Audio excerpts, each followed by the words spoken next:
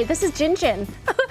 Well, there are so many companies. Why not go above and beyond to feed them healthier foods for dogs? Here to share a few options are Kris and Sadie Gabler, owner of Drool. And it's okay because we are making dog food, right? That is healthy correct. Dog Yeah. food. Yeah. And Jin here is really excited. I don't blame her.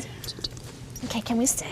Yeah. No? Sit, Yeah, sit, Jin. Okay. Sit. Yes. She's gonna steal the show. Yeah, she's going to steal the show. Okay. She's very excited about what we've got going on here today. Yeah. So what There we've you got. go. Yeah, so what we have here is basically what this would be an introduction to people trying to feed real food to their dog. It's really important that people take into consideration, if they're feeding dry kibble, that it's mainly a carbohydrate dense food.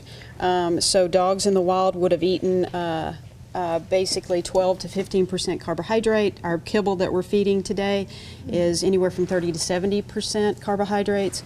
So therein lies a lot of the problems that we're having with like diabetes and things of that nature. Plus their bodies just can't break it down. And so many health issues with our furry friends. And so would you suggest that we cook like this instead of getting all of that processed food? Absolutely, absolutely. And even like I said, this is an introductory type of recipe. It comes in, it's cooked to a loaf form like this, so you can just, yeah, a loaf form. It's your just like mutt that. loaf, right? It's a mutt loaf, I right? love it. That's why she's so excited. So I it's know. got. It's hard. I don't blame you, Jin.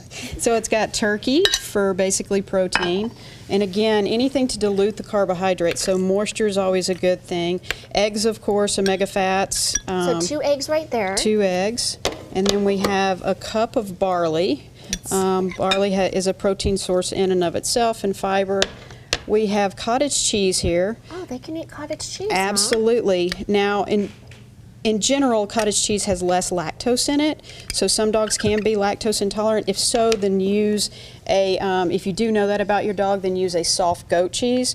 The vegetables that are going in here, zucchini. This is a 1/4 cup of zucchini, a 1/4 cup of spinach. These are all nutritional ingredients. Antioxidants, vitamins, and minerals. That's what you're getting here. And then, oats. And oats. Oats are a good binder and grain for animals. A lot of our biscuits that we make are made with oat flour, and this bowl may be a little bit too little bit. And it's like if humans can eat it cleanly, then maybe your dogs can too. Right. Possibly. There's a list of things that they can't eat. You know, onions, grapes, macadamia nuts. There's certain things. I would caution anybody to just be aware. Do your own research a little bit if you're going to do this. Find an independent. Find an independent store, someone that sells specialty foods. Our friend Heidi at Healthy Pets in Summit County, we buy bone broth from her, raw goat's milk. And somebody like that, you can go in and talk to them and they can educate you. Because I know a lot of people are intimidated. Is there any transition if you are so used to giving your dog the dry food out of the bag or canned food? Can they transition this pretty quickly? They can. What I would highly recommend, though, just because I think this is next step, but going to a specialty dog food store and talking to somebody that's knowledgeable, they have items there that you can buy and purchase, like that are completely balanced. So it comes balanced, so you don't have to worry as much. And start there, because that is easier for people. I think is the first step to knowing that they need to feed their dogs better. And I think what I love about you too is that you like to educate people, and there is an upcoming seminar to let people know about all of these nutritional values. It's very important. Yes. And you know, our dog's life expectancy has gone from the 50s when kibble was introduced.